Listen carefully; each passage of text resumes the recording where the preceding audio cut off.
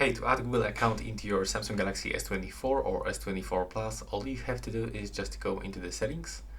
Now from this, you will have to scroll down and go into the accounts and the backup.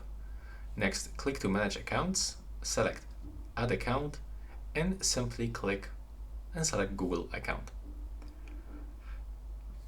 Now from this, you will have to input your password. You have to input your Google account.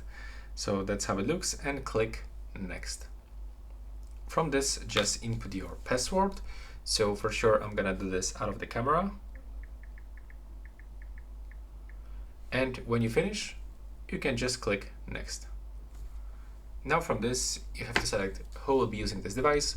So you can select that you are going to use it, or for example, your child.